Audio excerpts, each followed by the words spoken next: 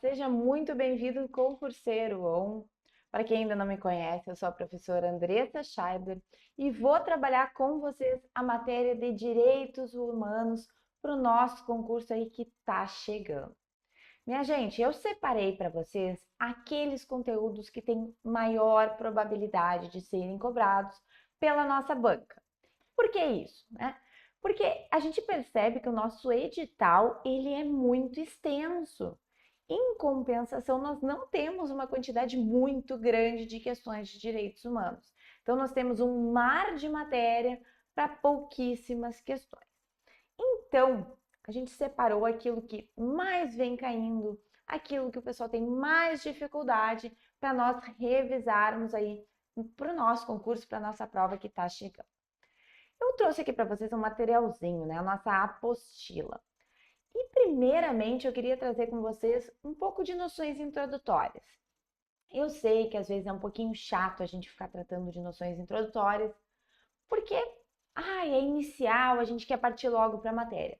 Mas a gente precisa entender que nas noções introdutórias nós temos alguns conceitos que podem nos auxiliar a resolver uma questão. Então vamos começar aí com o nosso materialzinho, com essas noções. Minha gente, existe uma diferença conceitual entre a expressão direitos humanos, né, e direitos fundamentais. Nós temos doutrinadores que não fazem essa diferenciação, mas algumas vezes a banca vai cobrar do nosso candidato que ele saiba essa diferença. Tá? Então, quando a gente fala tanto em direitos humanos e garantias e direitos fundamentais, nós estamos falando em direitos e garantias essenciais à preservação da dignidade humana. No entanto, o local onde estão alocadas essas normas, seja de direitos humanos ou seja de direitos fundamentais, vai ser diferente. E é isso que vai diferenciá-los. Direitos humanos, então, vai ser o conjunto de valores e direitos que estão consagrados nos tratados internacionais de direitos humanos, né?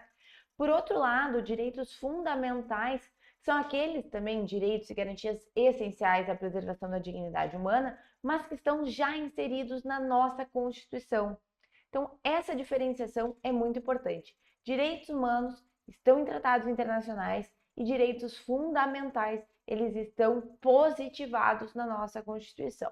Eu trouxe para vocês um esqueminha, né, desenhado para que vocês lembrem, decorem direitos humanos, valores e direitos em tratados internacionais, enquanto direitos fundamentais, valores e direitos positivados na Constituição. Ainda é importante que nós saibamos o conceito de direitos humanos, né? Os direitos humanos são um conjunto de direitos considerados essenciais e indispensáveis para uma vida humana pautada na liberdade, igualdade e dignidade em um dado momento histórico. E é importante que vocês se atentem que é em um dado momento histórico. Por quê? Porque os direitos humanos, eles vão evoluindo ao longo da história, né? Eles não surgiram como a gente vê eles hoje. Não, eles são fruto de um processo evolutivo também da sociedade.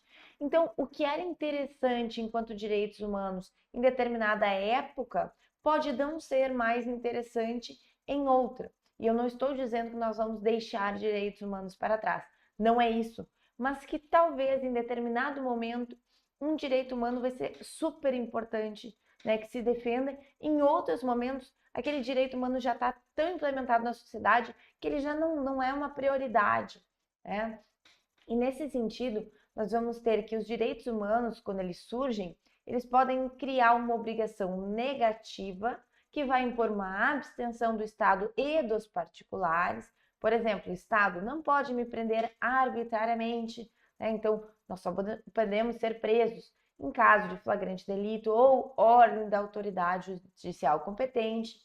Ou também nós vamos ter a obrigação positiva, né, que a gente impõe uma realização de uma conduta, também para o Estado ou para os particulares. Então, quando a gente fala de direitos, principalmente sociais, direito à educação, direito à segurança, direito à saúde, a gente obriga o Estado a fornecer. Quando a gente fala de educação, estamos falando de um fornecimento de forma gratuita. Então, direitos humanos são esse conjunto que vai ser permeado pelo momento histórico, que vai criar obrigações positivas ou negativas a depender, né, de qual direito nós estamos falando. Outro ponto muito cobrado pelas bancas: características dos direitos humanos. As características dos direitos humanos vão variar de acordo com o doutrinador, de acordo com a banca, e por isso nós vamos tratar aqui daquelas que são mais cobradas, que são mais uniformes, né? E faremos algumas diferenciações. A primeira delas que eu quero trazer para vocês é a universalidade. A universalidade vai nos dizer que os direitos humanos são direitos de todos. Não há categorização de pessoas, né? Não há pessoas brancas, negras, homens, mulheres, não há essa diferenciação. Todos têm direito. Porque a gente entende que os direitos humanos são aqueles direitos inerentes à própria condição do ser humano. Portanto, basta que eu seja ser humano para que eu tenha direitos humanos. Outra característica importante é a essencialidade. Os direitos humanos, eles são valores indispensáveis e por isso eles devem ser protegidos por todos, não apenas pelo Estado, mas por todos. Por outro lado, nós temos também a superioridade normativa. Se entende que os direitos humanos são superiores às demais normas. E essa característica ela também pode ser denominada preferenciabilidade. E por que a gente fala em superioridade normativa? Porque o contexto de surgimento dos direitos humanos, como nós vamos ver a seguir, ele mostra que não basta o Estado, no seu âmbito interno, proteger, os direitos humanos. É necessário que isso ocorra em um âmbito internacional. Por quê? Percebemos com a Segunda Guerra que alguns estados não vão querer fazer essa proteção internamente. E se não quiserem, a gente tem que ter uma estrutura de ordenamento jurídico em que não seja possível negligenciar ou negar os direitos humanos. Por isso, ainda que se tenha um ordenamento que crie alguma forma de lesão aos direitos humanos, quando a gente tem o princípio da superioridade normativa, nós estamos dizendo que na hierarquia das normas os direitos humanos estarão no topo e por isso pouco interessa o que vai ser feito abaixo, na parte mais basilar das nossas normas. Por quê? Porque a superioridade normativa dos direitos humanos irá invalidar aquela norma que for contrária aos direitos humanos. Em âmbito interno, nós precisamos entender que, depois nós vamos ver também, mas a Constituição é o topo da nossa ordem institucional interna, da nossa ordem jurídica. E os direitos humanos, as normas de direitos humanos, os tratados, não estarão acima da Constituição, tá? Mas, em âmbito internacional, a gente está falando que há uma superioridade normativa. E nós vamos entender no âmbito interno como funciona um pouquinho mais adiante na nossa aula, certo? Quanto à reciprocidade, nós estamos dizendo que os direitos humanos são direitos de todos e não sujeitam apenas os estados e, consequentemente, os agentes públicos desses estados, mas toda a coletividade. Em outras palavras, não basta que o Estado não me prenda, não me mate e não me agrida por si só. Também é necessário que outros particulares não façam. É necessário que o Estado não permita que outros particulares também façam isso comigo. Então, os direitos humanos, eles vão atingir também os particulares, E a gente vai perceber essa necessidade de regulação do Estado para que seja recíproco, para que não seja só Estado em relação a nós. Seguimos ainda tratando das características. Gente, relatividade dos direitos humanos. Percebam, os direitos humanos, eles operam em conjunto com outros princípios. E eles podem, excepcionalmente, serem limitados para proteger outro valor fundamental. Perceba, ser limitado não significa ser extinguido ou ter eficácia zero. Não, não é isso. Nós falamos em limitação, mas não pode haver um esvaziamento de um direito humano. Eles devem ser relativizados sem que haja uma extinção.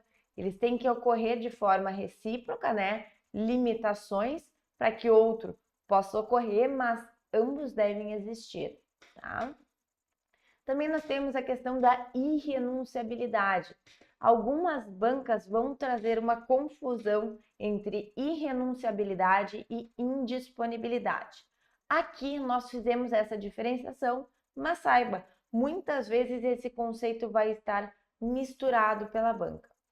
Irrenunciabilidade significa que nós não podemos renunciar ou alienar os direitos humanos.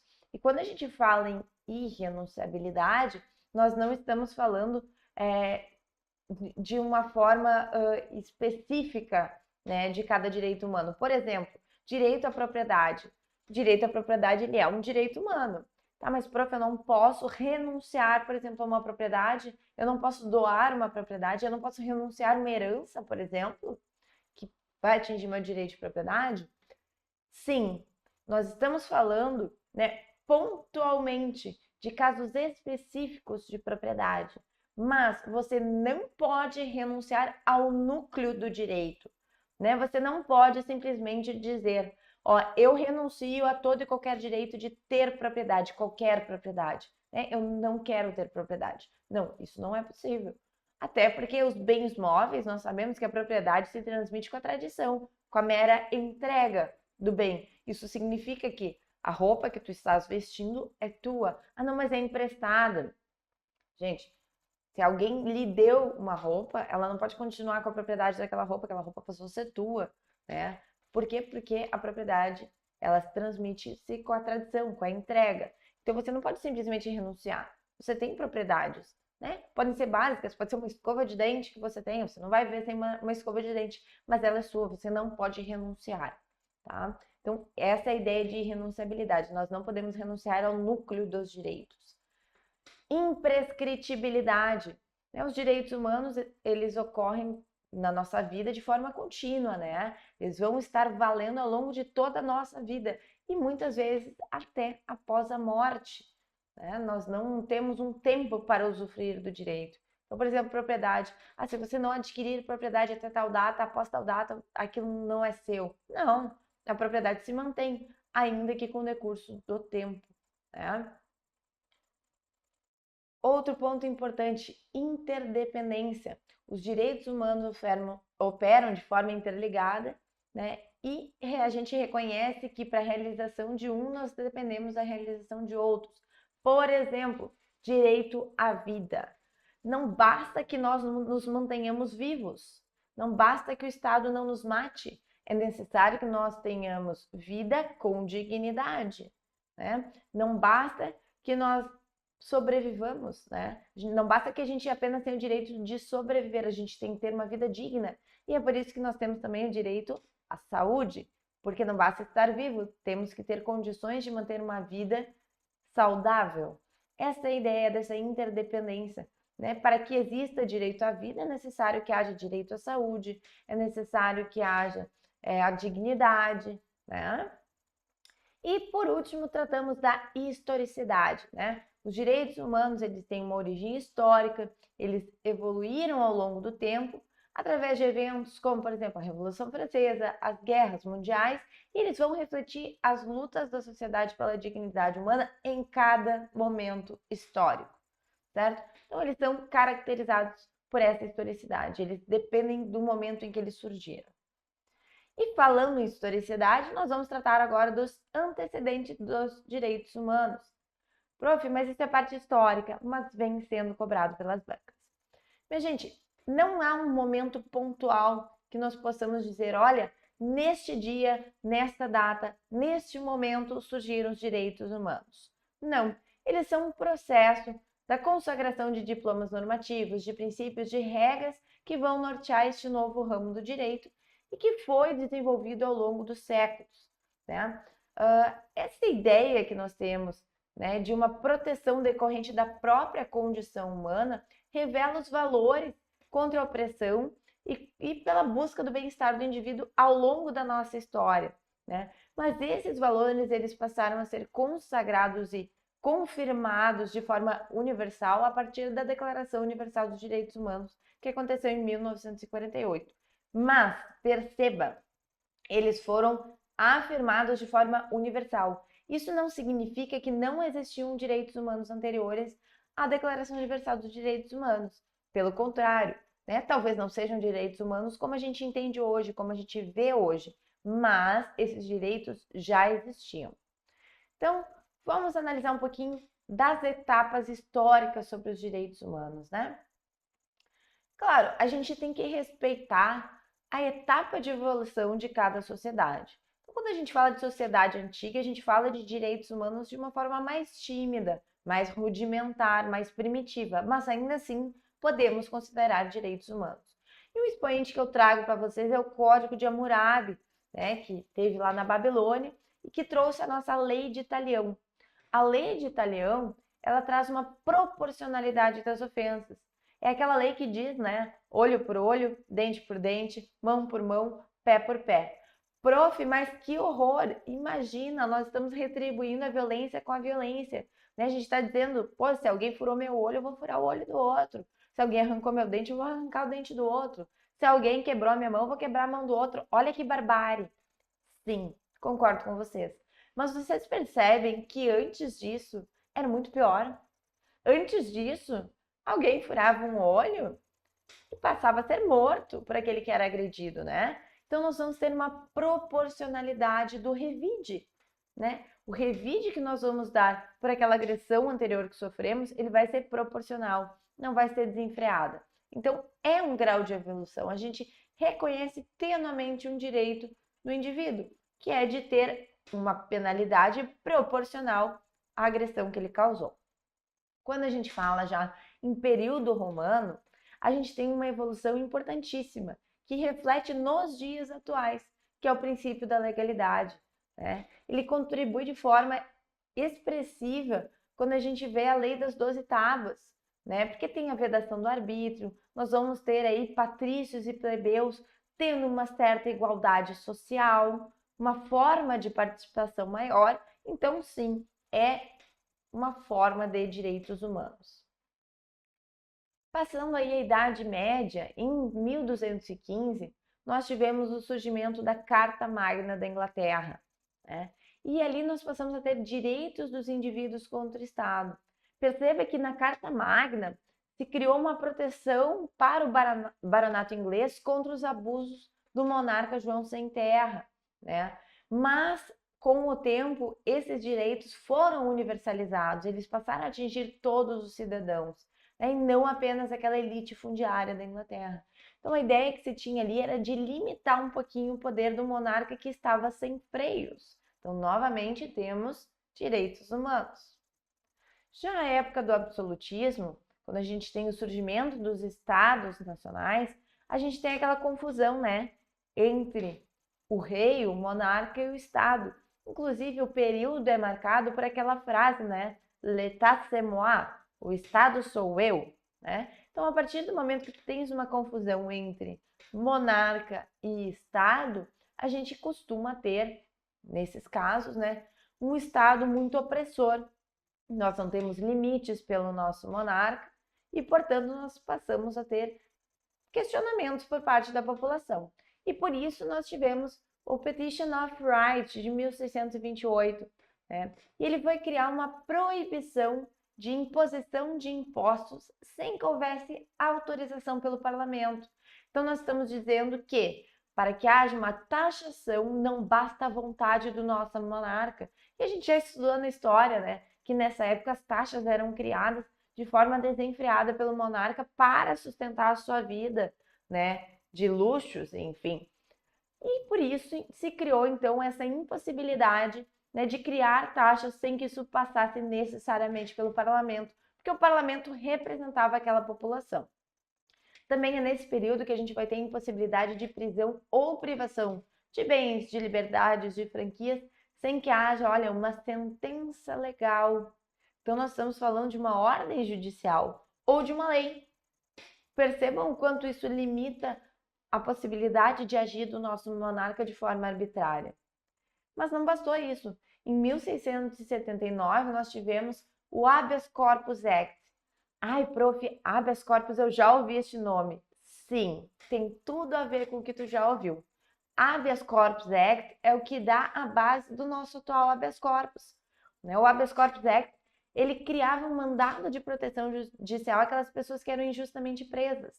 Hoje, sabemos, o nosso habeas corpus, né, ele vai ter a ver com a nossa liberdade de locomoção, vai ter a ver com a prisão em flagrante, por exemplo, né, e outras possibilidades, como trancamento do inquérito policial, mas percebam, a base é a mesma, né, a base é aquela que surgiu lá no Habeas Corpus Act em 1679. E também, ainda na época do absolutismo, nós temos o Bill of Rights, de 1689, que afirmava a vontade da lei sobre a vontade absoluta do rei. Em outras palavras, por meio do Bill of Rights se diz que o rei deve se submeter à norma, ele não está acima da lei. Não é ele o Estado em si, não. Ele é um representante do Estado e sim, ele se submete à lei. Então a gente acaba de forma definitiva com o poder autocrático dos reis ingleses a partir dessa submissão deles à vontade da norma, né? Percebam que quando a gente fala em absolutismo, a maior evolução que nós tivemos foi justamente na Inglaterra. Seguimos então tratando da nossa Revolução Francesa. Gente, a Revolução Francesa trouxe uma mudança de pensamento em todo o mundo. A gente tem que perceber que a partir da Revolução Francesa não são mais divindades, deuses que dão fundamento ao Estado, né? E nem a existência humana. Nós estamos dizendo que aqui o nosso monarca, ele não é uma divindade, ele não é mais um representante de Deus, ele não é mais o escolhido por Deus. Não. Agora nós nos centramos, a partir do iluminismo, no homem. E quando nós nos centramos no homem, nós precisamos ter uma racionalidade, né? E nós precisamos respeitar este homem na condição humana dele. Por isso, a partir da Revolução Francesa, a gente tem a Declaração Francesa dos Direitos do Homem e do Cidadão, que vai consagrar os direitos de liberdade, de igualdade, de fraternidade, e nós vamos ter então a abolição de privilégios feudais, da imunidade de castas e da aristocracia de terras. Por quê? Porque nós estamos olhando o homem enquanto ser humano e não como um escolhido, né? Passamos então a mudar a visão de mundo. E por isso, no final ainda do século XVIII, os jacobinos defenderam a inclusão dos direitos sociais, né, na Declaração de Direitos do Homem e do Cidadão. E aí a gente fala em direito à educação, assistência social, e por isso a gente teve uma alteração do texto em 1793. Né? Gente, a gente percebe que os regramentos nacionais já estavam desenvolvendo um pouquinho dos direitos humanos, né? Falamos lá do Código de Hammurabi, falamos do contexto romano, falamos da Inglaterra, e esse movimento ele acaba acontecendo em outros países também. Mas a gente percebe que esse movimento ele era muito nacional, né? Ele ocorria no âmbito interno e não ocorria de forma internacional, né?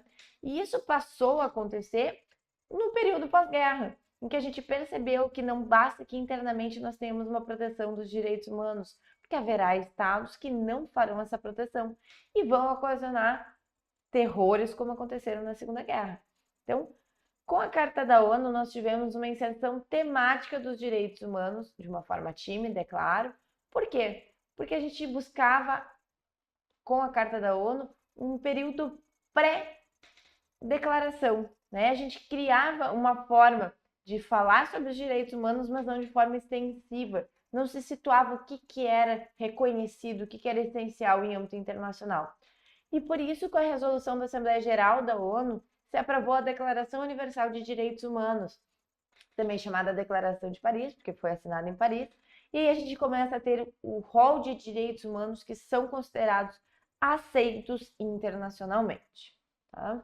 Então, essa é um pouquinho da evolução dos direitos humanos. Percebam, quando a gente chega em 1948, que é no período pós-guerra, nós temos um boom dos direitos humanos. Por quê? Porque o período de guerra foi um período de muita lesão aos direitos humanos. Vamos entender agora um pouquinho da classificação dos nossos direitos humanos, minha gente. Percebam, essa é uma classificação mais comum há autores que inovam, que criam quinta, sexta geração. Nós não vamos tratar disso porque isso é pouquíssimo cobrado em concursos, quando é cobrado, né? Mas eu quero conversar com vocês sobre essa nomenclatura, né? Primeira geração, segunda geração, terceira geração de direitos humanos. Doutrinariamente, há duas correntes. Uma que opta pelo nome geração e uma segunda que opta pelo nome dimensão de direitos humanos. E por que isso? Porque os autores que defendem a nomenclatura dimensão de direitos humanos entendem que o termo geração daria uma ideia de sucessão, em que uma geração sucederia a outra, o que em verdade não ocorre. Por quê? Porque nós não deixamos direitos para trás, nós acrescentamos direitos, certo? E por que o nome dimensão traria essa ideia melhor, né? Porque ela diz que é uma base de direitos humanos sob um enfoque, né? Sob esta dimensão, sob aquela dimensão. Mas a gente percebe que na literatura tem se utilizado majoritariamente o termo geração. Mas é importante que saibam, não é porque o nome é geração que nós estamos tendo uma sucessão. Até porque em direitos humanos nós temos, né, a vedação ao retrocesso, ou também chamado efeito cliquet. O efeito cliquet significa que a gente só pode evoluir em direitos humanos, né? Nós não podemos retroceder. E por que efeito cliquet? Eu vou trazer para vocês uma ideia que tem um nome horrível, eu tenho pavor. Talvez você conheça por esse nome, né? Mas quando a gente está tratando de direitos humanos, eu acho um pouco inaceitável. Mas vamos lá. Existe uma cinta plástica que é utilizado muito para organização de fios e cabos, né? É uma fita transparente ou branca, assim, meio leitosa, de plástico, que tem uma cintinha em que a gente passa aquela fita plástica e depois que ela passa aquela catraquinha que ela tem ali, ela não retorna mais, né? Aqui no Rio Grande do Sul o pessoal costuma chamar de engasga-gato. Eu acho horrível esse nome. Mas se você conhece por engasga-gato ou conhece essas cintas plásticas, perceba que depois que você passa, ela não volta mais. Ela só anda para frente. Ela só aperta mais. Por isso, talvez o nome engasga-gato, mas acho péssimo. Então, essa é a ideia dos direitos humanos. Eles só andam para frente, eles não retrocedem. E por isso, cliquei, né? Que faz o clique, vai passando só para frente, né? Depois que dá o clique, não retorna. Essa é a ideia. Minha gente, direitos de primeira geração, né? A primeira geração é composta pelos direitos de liberdade, em que o sujeito tem direito a prestações negativas, ou seja, o Estado não deve agir, o Estado não deve se intrometer, o Estado deve proteger a esfera de autonomia do nosso indivíduo, né? Acho que ficou cortadinho ali no nosso material, mas são os direitos à vida, o direito de ir e vir, direito à propriedade, porque o Estado não pode retirar nossa propriedade arbitrariamente.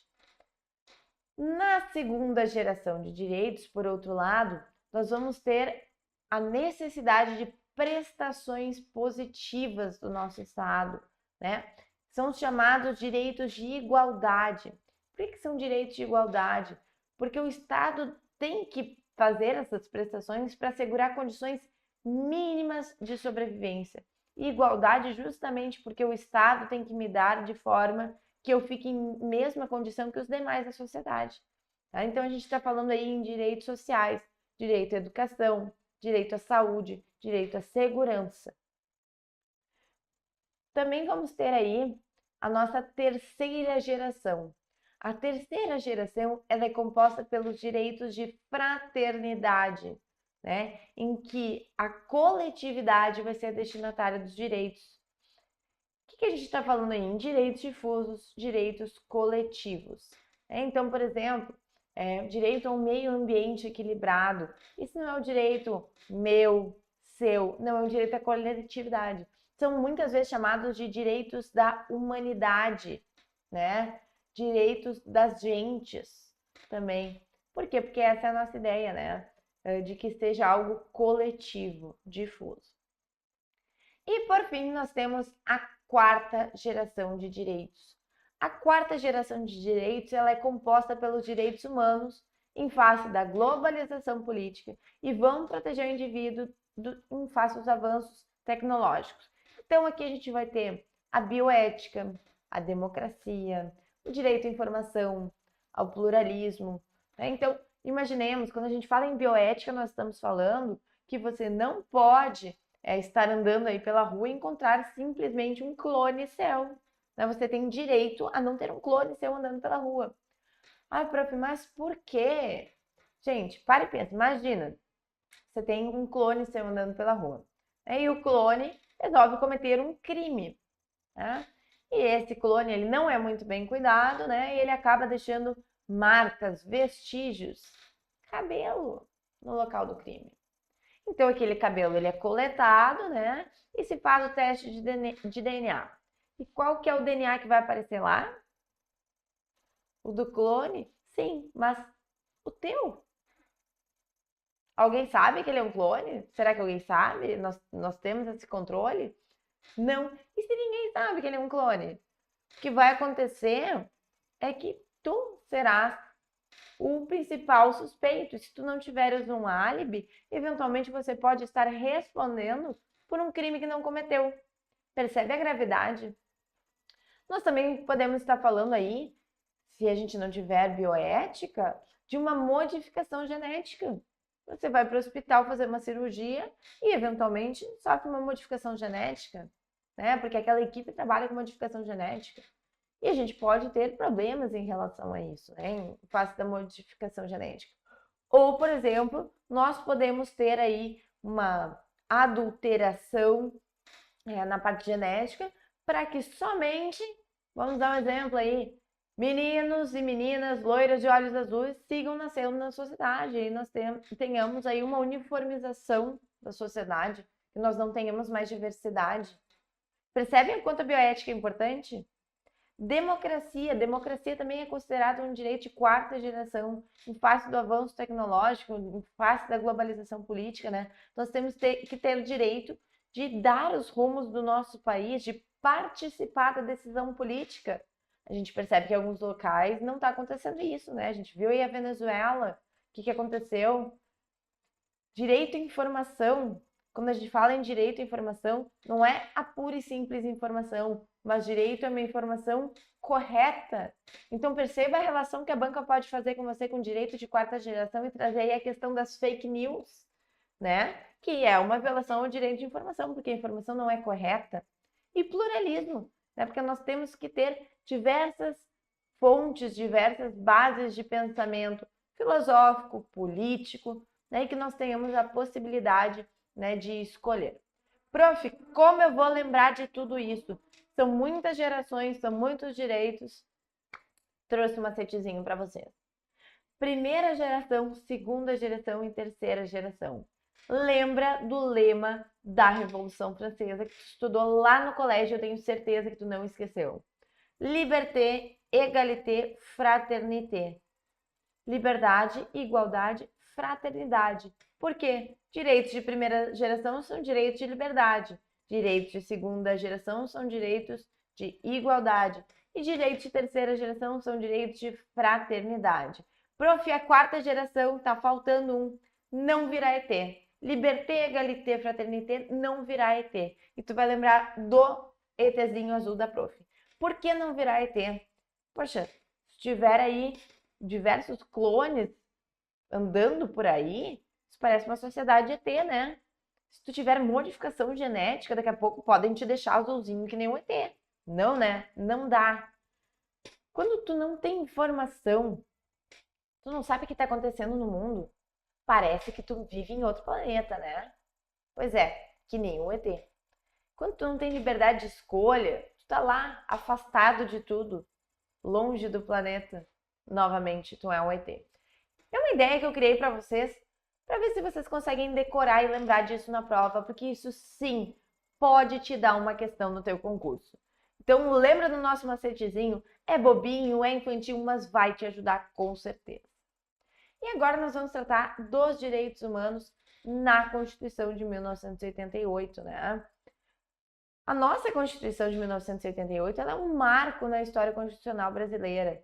Por quê? Porque pela primeira vez nós tivemos o mais extenso e abrangente rol de direitos, que vai incluir direitos civis, direitos políticos, direitos econômicos, direitos sociais e também garantias constitucionais, como são o mandado de injunção e o habeas data. Então, mais do que prever direitos, nós temos na nossa Constituição remédios constitucionais, garantias que vão proteger este direito, certo? E quando a gente fala nessa enumeração de direitos, a gente precisa entender que essa enumeração ela não é exaustiva.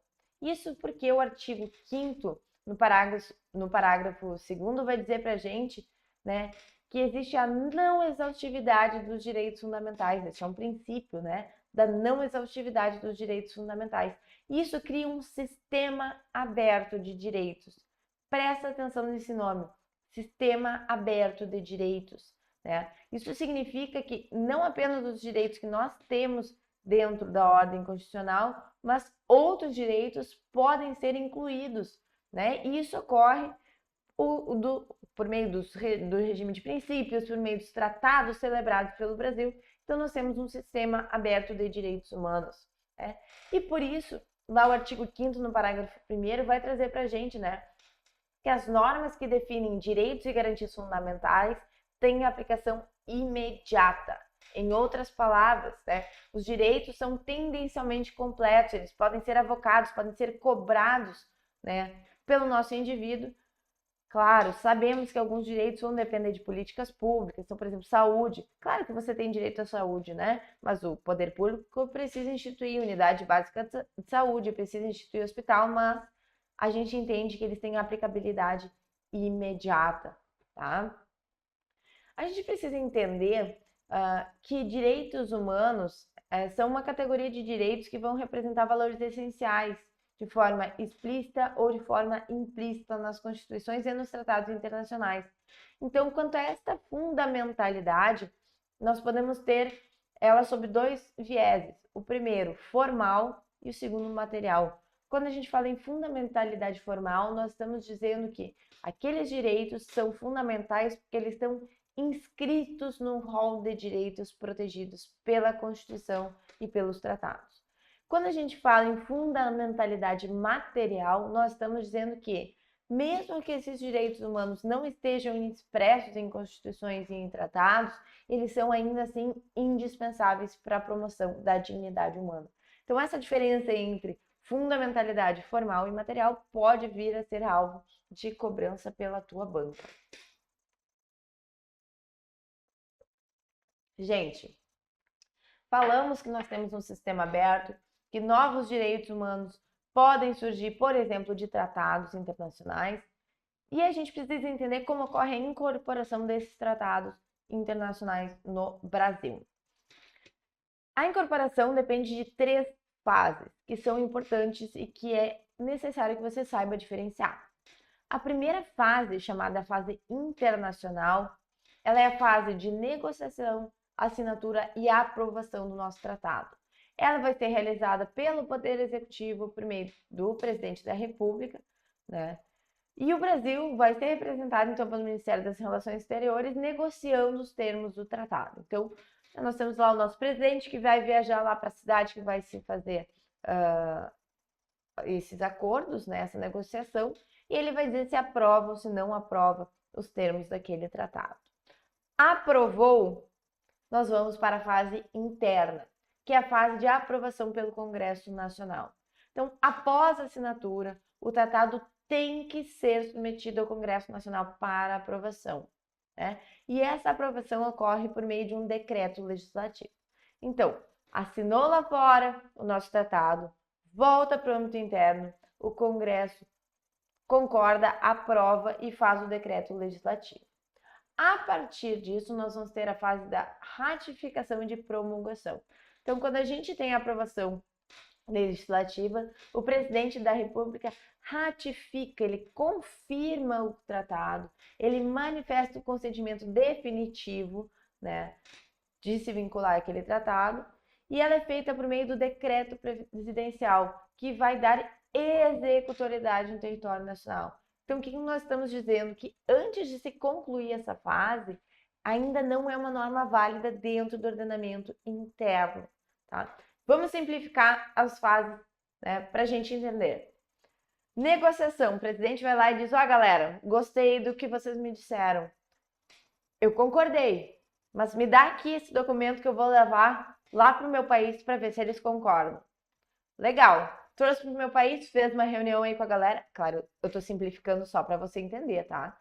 Galera, todo mundo concorda? Legal, concordamos. A ratificação e a promulgação é o nosso presidente dizendo, viu galera, deu certo, gostaram, vai valer aqui, entendeu? É simples, é básico. Então temos negociação, assinatura e aprovação, aprovação pelo Congresso e ratificação e promulgação. E quando a gente tem essa internalização dos tratados, né, a gente tem um ponto importantíssimo. Isso aqui não cai em prova, isso aqui despenca. E o que é? É o status desta norma, né, de direitos humanos que vem de um tratado no âmbito interno. Por quê?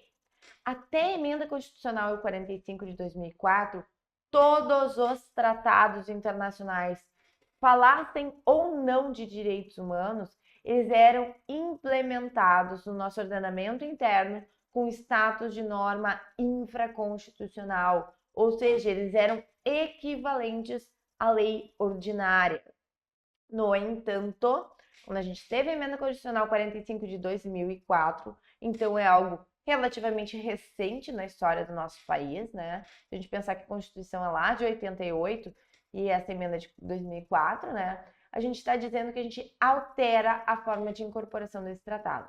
Quando? Quando nós tivermos uma votação qualificada que está descrita lá no artigo 5º, parágrafo 3º, e vai dizer que e vamos lá, né? Tratados internacionais de direitos humanos. Nós não estamos falando de qualquer tratado, são os tratados de direitos humanos. Quando eles forem submetidos à votação e forem aprovados pelo Congresso Nacional em 2 turnos, 2 votações, né? Por 3/5 dos votos em cada casa, na Câmara, né, dos Deputados e no Senado Federal, nós vamos ter status de emenda constitucional. Ou seja, esses direitos humanos estarão em pé de igualdade com a Constituição.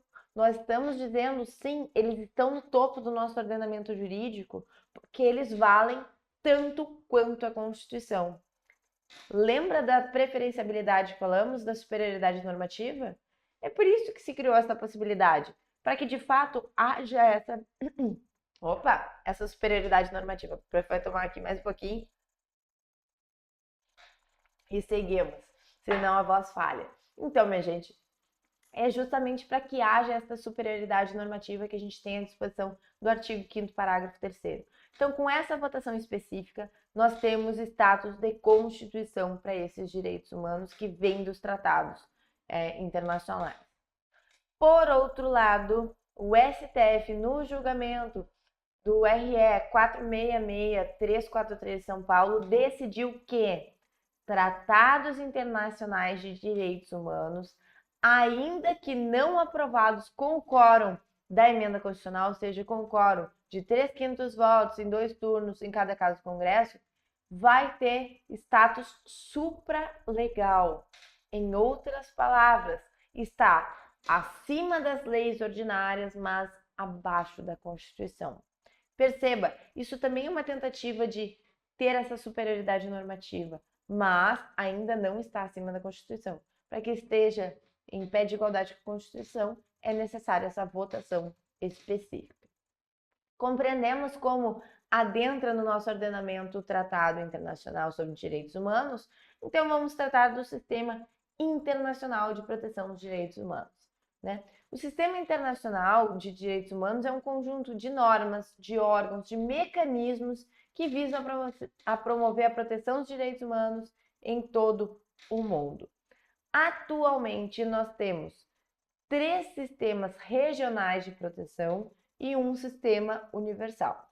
O sistema universal é o sistema das Nações Unidas.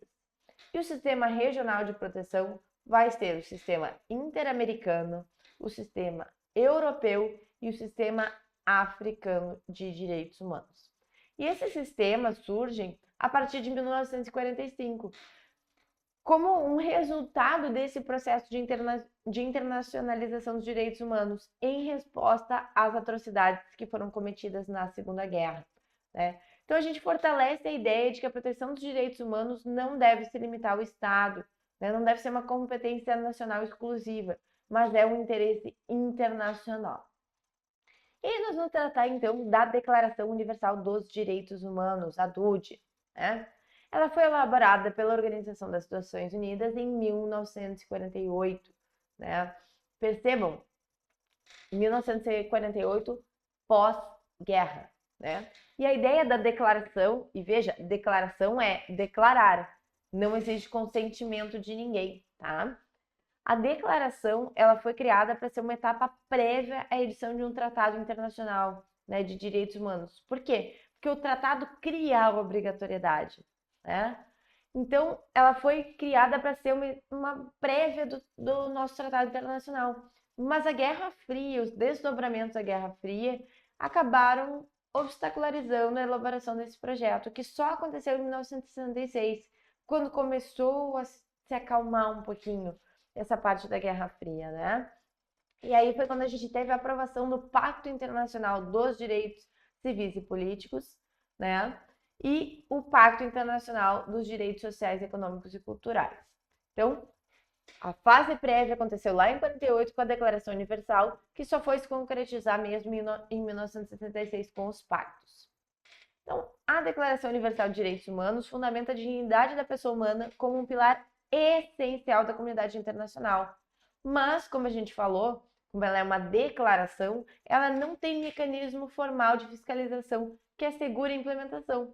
Por quê? Porque ela não tem essa característica de contrato, digamos assim, que tem um tratado internacional, né? Que a gente tem assinatura, concordância.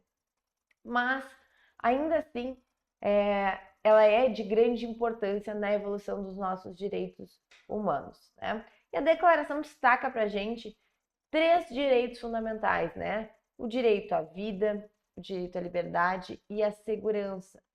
Também vai trazer também uma relevância para o direito de propriedade, reconhecendo como um direito inalienável. Novamente, não é o bem de que você tem propriedade que não é alienável. Não. É o núcleo essencial de direito, né? É o direito de possuir bens individualmente ou com outras pessoas, que ninguém pode ser privado de forma arbitrária e que também não pode, né, alienar ou dispor, né? Ainda nós temos uma proibição expressa à escravidão, à tortura e a qualquer forma de tratamento cruel, desumano ou degradante. A gente falou que não há direitos humanos absolutos, né? Que eventualmente a gente pode ter limitação de direitos humanos. No entanto, parte da doutrina entende que quando a gente trata de vedação à escravidão, à tortura e a tratamento cruel, esta vedação ela seria de caráter absoluto, que ela não admitiria exceções, tá? Mas em âmbito internacional a gente fala que não existe nenhum direito absoluto. Gente, eu trouxe para vocês aqui as principais prescrições da declaração. Por quê? Porque é essencial que vocês tenham feito a leitura, né, desta norma. A gente sabe que muitas vezes a cobrança da nossa banca é justamente a letra da lei, a letra da norma, a letra do tratado. Então, trouxe para vocês aquilo que tem maior destaque, mas façam a leitura da norma, certo? Primeiro, trouxe para vocês como prescrição importante o direito à vida privada, né, em que a gente vai ter a proteção contra interferência injustificada na vida pessoal, familiar, né, no domicílio, nas comunicações, a garantia contra ataque à reputação, à honra, né, e quando houver uma proteção legal contra essas violações, né, e por que a gente tem essa proteção do direito à vida privada? Para preservar a dignidade e a liberdade individual. Também temos prescrito ali o direito de ir e vir, né? Liberdade de circulação e de residência dentro do nosso próprio país, o direito de sair de qualquer país e de retornar ao nosso próprio país, e isso serve para impedir restrição arbitrária à mobilidade. Prof, mas para eu ir para outro país que não o meu, eu preciso fazer visto. Aí é outra situação. Mas você sempre pode retornar para o seu país e você sempre pode sair de qualquer país, tá?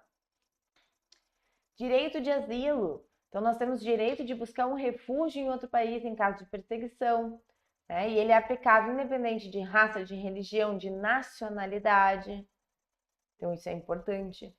E nós temos a exceção, né? A gente tem o direito de asilo, mas ele não é aplicável quando a perseguição que nós estamos sofrendo, ela decorre da persecução penal, né? É uma persecução decorrente de um crime comum ou de atos contrários aos princípios da ONU, por exemplo, terrorismo.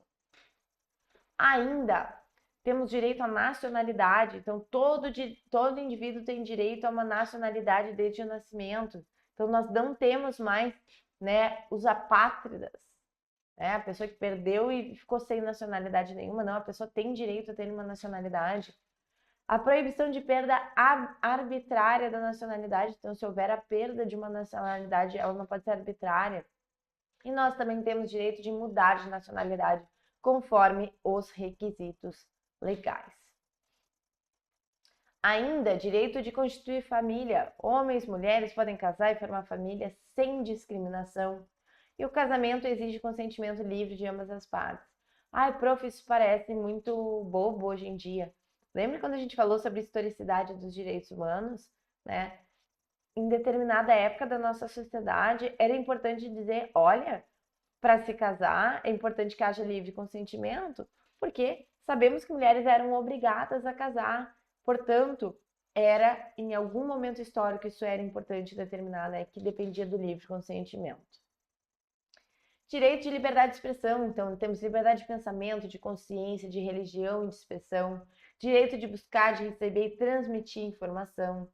Né? E a Constituição brasileira complementa esses direitos, né, mas impõe limites para proteger a honra e a dignidade. Então, é proibida a calúnia, a difamação, a injúria. Direito de reunião e associação. Então, nós temos liberdade para realizar reunião pacífica, formar associação. A gente está falando, né, reunião pacífica desarmada, associação para fins lícitos, né? Não estamos falando aí de uma associação criminosa. Nós temos também a possibilidade de organização para fins comuns e defesa de interesse de forma livre. Temos direitos políticos e proteção do Estado, então participação política direta, com plebiscito, referendo ou indireta por meio de eleição, igualdade no acesso ao serviço público, sufrágio universal e voto secreto, direito à segurança social, então previdência, saúde, assistência, seguro-desemprego, direito econômico, social, cultural, trabalho, educação, cultura. Temos direitos trabalhistas, né? Com relação ao direito ao trabalho, livre escolha de profissão, condições justas de trabalho, remuneração igual por tempo de trabalho. Enfim, minha gente, são muitos direitos e também temos os direitos sociais, né? Que é um direito ao padrão de vida adequado, proteção em momentos de necessidade, cuidado especial para mãe e criança, direito à educação e à liberdade de escolha educacional, participação cultural e científica, proteção de direito autoral, busca por ordem social internacional justa. Ufa, quantos direitos! Por que isso? Porque nós temos, né, também na sequência o Pacto Internacional sobre Direitos Civis e Políticos, né, que também vai especificar um pouco desses direitos que estavam lá na nossa declaração. Então, por exemplo, né, a gente precisa entender que lá na declaração nós trouxemos o que era basilar, o que nós queríamos ter, mas não tinha uma obrigatoriedade. Né? Esses todos os direitos, esse rol extenso, eles servem para se dar uma base do que se ia fazer posteriormente, que ia ser obrigatório. E aí o pacto surge justamente para tornar vinculante os direitos que já estão contidos lá na Declaração de 1948. Então aqui, quando eu tratar com vocês sobre este pacto, eu não vou enumerar cada um dos direitos, que nem a gente fez agora ali com a declaração. Claro, são os principais de forma mais genérica, mas nós não vamos enumerar porque ele já era referido na declaração. Vai tornar apenas vinculante. Então, a gente tem que entender que o Pacto Internacional sobre Direitos Civis e Políticos ele é dividido em 6 partes. e nós vamos ter partes que vão ser mais importantes para a gente. A primeira parte, né, vai dispor do direito de todos os povos, né, de dispor livremente de suas riquezas e de seus recursos naturais e a autodeterminação, né, bem como o dever de todos os demais estados de respeitar esse direito. Então, nós estamos falando que ninguém é obrigado a nada, né, que todo mundo se autodetermina, todo mundo é livre, inclusive para explorar o que tem no seu país, né, os seus recursos naturais, e a partir daí nós vamos tratar de outros direitos. Na parte 2 nós temos, e é importante, né, quando a gente vai falar de partes mais importantes, eu sei que é complicado às vezes a gente ler todas as normas que caem no nosso concurso, mas se eu tivesse que dizer para vocês, foca a leitura, né, de algumas partes do teu pacto, eu diria para vocês, foca na leitura da parte 2, da parte 3, tá? E da parte 4. Por quê? Porque na parte 2 nós temos o estabelecimento do dever do Estado de respeitar e garantir os direitos que estão previstos no pacto, né? E especificamente como que deve ser essa proteção, né? E ali eu trago para vocês uma atenção que mesmo o imigrante que está ilegal, ele pode sim invocar os direitos do nosso Pacto Internacional de Direitos Civis e Políticos, tá? Não é porque ele é ilegal que ele não tem direito, ele tem sim. Na parte 3, nós vamos ter o rol dos direitos que são protegidos. Na parte 4, nós vamos ter a constituição do Comitê de Direitos Humanos, que vai tratar dos relatórios e das medidas para tornar efetivos os direitos civis e políticos. Então, esse comitê ele vai receber esses relatórios que vão ter uma periodicidade para serem entregues, né? Na parte 5, nós vamos falar sobre a interpretação, que não pode ser em desfavor da Carta das Nações Unidas, né? E também nós vamos ter lá na parte 6 as formas de assinatura, ratificação, adesão, é uma parte mais procedimental. Então percebam, o mais importante para a gente é a parte 2, 3 e 4. Então eu trouxe para vocês os principais direitos garantidos pelo pacto, né? Então direito à vida, direito de não ser submetido à tortura, pena, tratamento cruel, nem experiência médica ou científica sem livre consentimento. Por que isso? Por que experiência médica ou científica? A gente lembra na Segunda Guerra, a Alemanha fazia experimento com pessoas que estavam presas, encarceradas, que estavam lá nos campos de concentração. Não tinha consentimento. É daí que surge este regramento, né? Direito, direito à liberdade e segurança pessoal, de não ser preso, encarcerado arbitrariamente, né? Nem privado de liberdade, salvo por motivo previsto em lei. Direito de ser tratado como humanidade, ainda que seja preso, né? Direito de não ser preso apenas por não cumprir uma obrigação contratual. Gente, obrigação contratual, né? Prisão por dívida. É isso que nós estamos afastando. Prof, mas e quando a gente fala de pensão alimentícia? Aí nós temos outra situação, tá? Isso a gente trata lá no Pacto de San José, mas a gente tem essa proibição com relação à obrigação contratual, né? A alimentação não é contratual, perceba. Então, livre circulação, direito de sair de qualquer país. Perceba que é uma repetição do que a gente já tratou. Garantia processual, né? São uma série, né, de direito de reunião, de associação pacífica, de pensamento, né? Então, tudo que a gente já tratou e que tem lá na nossa declaração. Um rol extenso aqui que vai estar descrito para vocês. E nós temos também o protocolo facultativo, né, dos direitos civis e políticos, que vai instituir um mecanismo de análise de petição de vítima pelas violações. Isso é remetido ao Comitê de Direitos Humanos. E nós temos o segundo protocolo adicional, que é em relativo à abolição à pena de morte, né? E percebam, o Brasil adotou os dois protocolos facultativos, então nós temos essa possibilidade de petição de vítima ao comitê e nós temos um compromisso de abolição da pena de morte.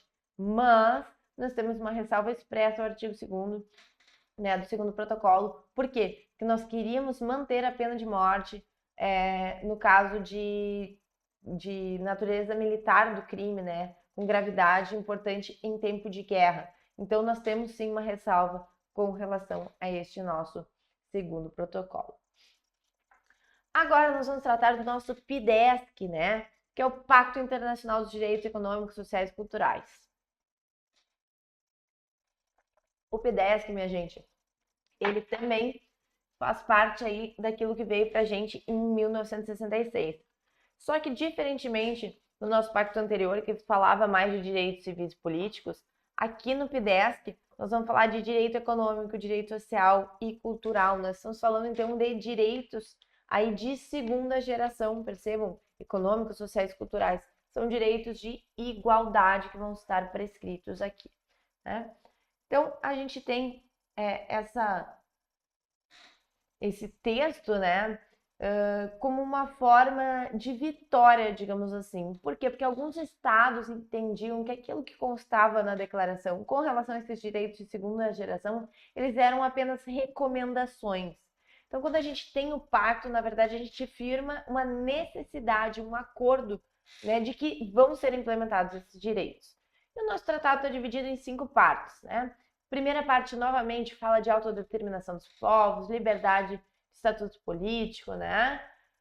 Na segunda parte, nós temos os compromissos assumidos pelo Estado. Então, novamente, parte importante, faça a leitura, né? Especialmente quanto à finalidade de dar efetividade aos direitos econômicos, sociais e culturais. Parte 3, importantíssima, né? Que vai tratar de forma detalhada de quais direitos econômicos, sociais e culturais nós estamos falando, né? Das medidas adequadas para garantir e tornar efetivos esses direitos. Na parte 4 também, importantíssima, obrigatoriedade de apresentar relatórios sobre as medidas de implementação e os progressos em relação à implementação desses direitos. E, por fim, regra procedimental. Então, novamente, parte mais importante para o teu concurso, parte 2, 3 e 4, novamente, tá? Quais os principais direitos garantidos pelo pacto? Então, direito ao trabalho, né? Direito a condições de trabalho equitativas e satisfatórias. Então, não adianta ficar trabalhando em condição desumana ou, né, se a gente estiver falando aí em homem e mulher, que nós não temos condições iguais de trabalho. Nós estamos falando com relação à previdência, a possibilidade de criar sindicato, de se filiar a sindicato, possibilidade de greve, de proteção e assistência familiar com tamanho e criança, nível adequado de vida. Então, a gente está dizendo que o nosso salário tem que ser adequado para garantir alimentação, vestimenta, moradia. Prof, no Brasil isso não acontece. Pois é. Deveria. Mas, percebam, a ideia é que se implemente isso o quanto antes. Então, direito à saúde física e mental, educação, participar da vida cultural, né? E também nós vamos ter um sistema de petições, né, com procedimento de investigação e medida cautelar, digamos assim, mas o Brasil não ratificou ainda este protocolo facultativo, então para nós ainda não está valendo. Falamos agora no âmbito internacional, principalmente aí no nosso sistema universal, e agora nós vamos falar do nosso sistema interamericano de proteção dos direitos humanos, né? O sistema interamericano de proteção dos direitos humanos é um sistema regional e ele também visa promover, proteger e monitorar os direitos humanos entre os países membros da OEA, Organização dos Estados Americanos. Percebam, é para cá, não é para o resto do mundo, né? Também é de 1948, né? Foi aprovado pela Carta da Organização dos Estados Americanos, da OEA, e a Declaração Americana de Direitos e Deveres do Homem, né? A carta, assim como foi a declaração lá no âmbito universal, a carta ela também descreve de modo genérico, né, a necessidade de respeito a direitos humanos por parte do Estado. Enquanto a declaração ela vai enumerar quais os direitos são considerados fundamentais, quais devem ser observados e garantidos pelos Estados.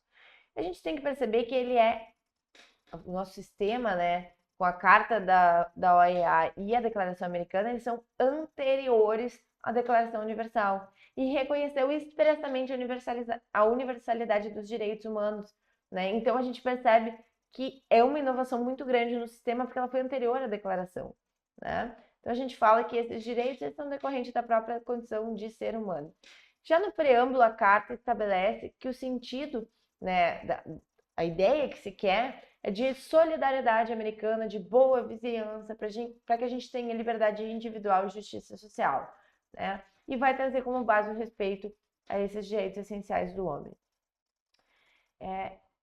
A adoção dessa carta da OEA e da declaração criou um processo que foi, de certa forma, lento na proteção interamericana dos direitos humanos, né? E isso ocorre quando a gente tem uma moção por uma criação de uma Comissão Interamericana de Direitos Humanos, né, que posteriormente isso se tornou o principal órgão da OEA. E algumas vezes a nossa banca vai cobrar como é formada essa comissão. Né? Essa comissão é formada por 7 comissários. Eles são indicados pelos membros da OEA e eles são eleitos para mandatos de 4 anos. E podem ser reconduzidos, ou seja, eles podem novamente ficar mais 4 anos ali como um comissário. Né? Atualmente, a OEA vai ter 2 órgãos, que vai ser a Comissão Interamericana de Direitos Humanos e o Conselho Interamericano para Desenvolvimento Integral. A comissão, perceba, qual é a responsabilidade dela? Responsabilizar estados pelos descumprimentos dos direitos que estão escritos na carta e na declaração. Então, a comissão é para punição. E o conselho, ele tem lá a obrigação de zelar pelos direitos econômicos, sociais e culturais. Então, a Comissão Interamericana ela vai atuar com uma dupla função. Né? A função de proteger os direitos humanos como um órgão da OEA, que vai processar a petição individual de violação e vai fazer recomendações aos estados. Então, percebam que a nossa comissão ela pode fazer recomendações, mas ela também pode levar os casos à corte se o estado, né, ratificou a convenção e reconheceu essa jurisdição da corte. Quando a gente fala de corte, a gente está falando de julgamento, né? A corte ela é responsável por julgar as violações dos direitos humanos e aplicar as disposições da convenção. Só que essa jurisdição ela depende de uma ratificação da convenção e tem que estar expresso pelo Estado membro que ele reconhece a Corte Interamericana, né, para fazer esse julgamento. Se ele não tiver reconhecido, então não há essa possibilidade. Chegamos então aqui no nosso Pacto de San José da Costa Rica, ou São José da Costa Rica. Né? Por quê? Porque foi assinado em São José da Costa Rica. Ele é formalmente conhecido como Convenção Americana sobre Direitos Humanos e ele é de 1969.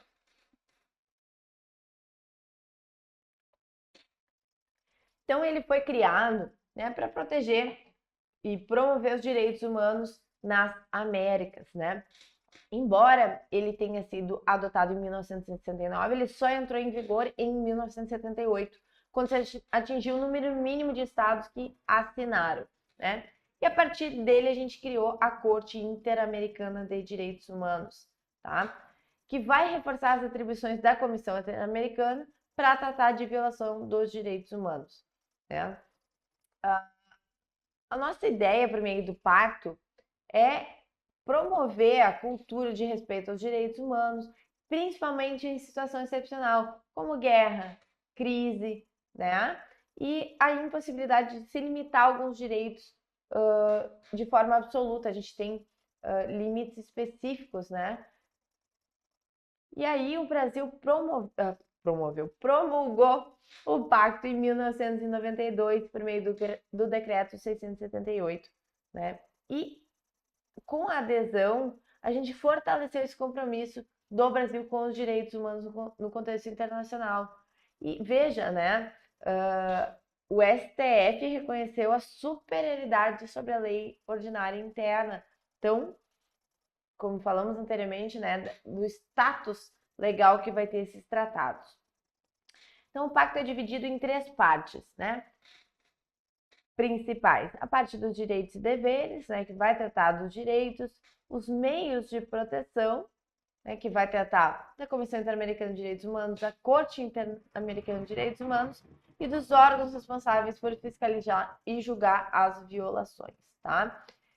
Esses mecanismos vão possibilitar que pessoas individualmente denunciem as violações. E temos, por fim, lá as disposições gerais transitórias que não costumam ser cobradas pela nossa banca, tá? Mas ali na parte 1 eu trouxe para vocês os direitos e deveres, os principais, né? No capítulo 1 nós temos os deveres do Estado, né? De garantir, de respeitar os direitos sem qualquer discriminação.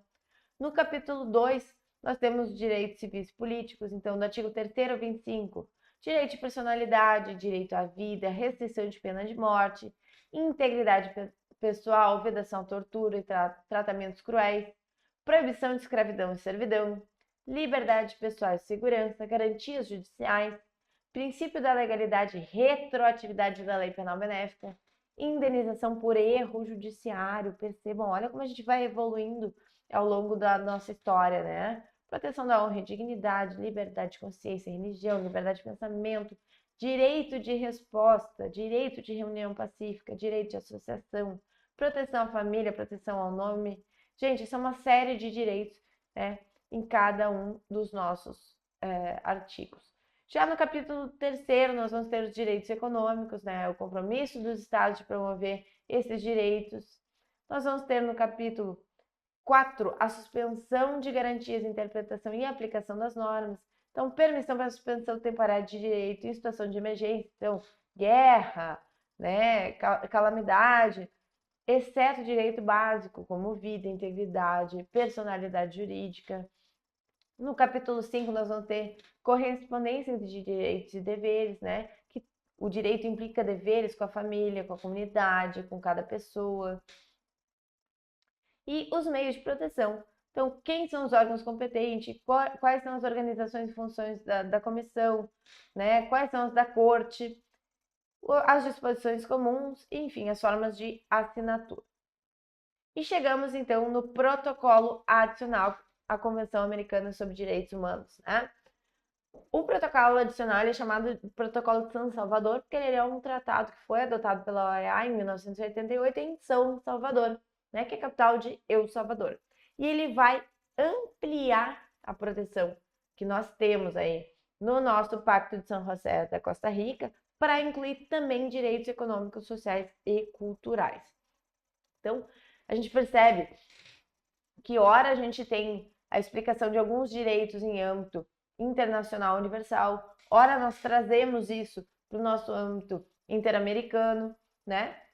E a gente vai cada vez se reforçando, né, que não só no âmbito internacional, mas no âmbito regional nós temos também garantias, né, de direitos humanos. Aí nós temos as obrigações dos estados, né, por meio desse protocolo adicional, de adotar medida interna para a efetivação dos direitos, a proibição de discriminação no exercício dos direitos que são reconhecidos, né, restrição, a gente não pode limitar, né, de forma arbitrária, tem que estar a limitação de acordo com o bem-estar geral, de acordo com uma sociedade democrática.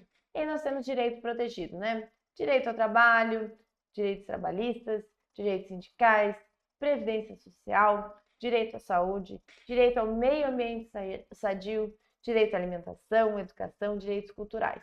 E importantíssimo, percebam, isso aqui é uma inovação, tá? Nós temos a proteção de grupos vulneráveis, que vem ali no nosso protocolo. Então, a gente vai ter direito da criança, proteção familiar e direito à educação gratuita e obrigatória, pessoas idosas, pessoas com deficiência. Perceba o quanto isso é inovação, faz parte da evolução dos nossos direitos humanos. E os meios de proteção, né, que são os relatórios periódicos sobre as medidas que devem ser adotadas para cumprir esses direitos, supervisionados pelo Conselho Interamericano e pela Comissão Interamericana de Direitos Humanos. Minha gente, estamos então encerrando a nossa aula, né? A gente quer desejar aqui para vocês uma boa sorte. Quer dizer que vocês podem sempre contar com o Concurseiro On, né? O professor Pedro Kuhn aqui dando um joinha para vocês nesse encerramento, né? A gente traz para vocês aí a possibilidade de vocês conhecerem os cursos, de seguir a gente lá no Instagram. Gostou da aula? Segue a gente no Instagram. Marca lá o Concurseiro On, marca a prof. Andressa Scheibler, né? Marca o prof. Pedro Kuhn e deixamos uma oraçãozinha aí para vocês, né, em vídeo, para vocês se acalmarem. Tenham fé de que a prova de vocês vai ter muitas questões que nós estamos tratando aqui nesse aulão, né? A gente sabe que é muita matéria, mas a gente busca aquilo que é o foco que mais cai. E assim, a gente deseja uma boa sorte para vocês, uma boa prova e depois nos contem. Manda lá pra gente. Prof, caiu essa matéria que tu tratou. Prof Pedro, o que tu tratou lá na nossa aula também foi super importante, caiu, a gente viu aqui, ó, tava lá no aulão. Certo, minha gente? Muito obrigada, uma ótima prova e tchau, tchau.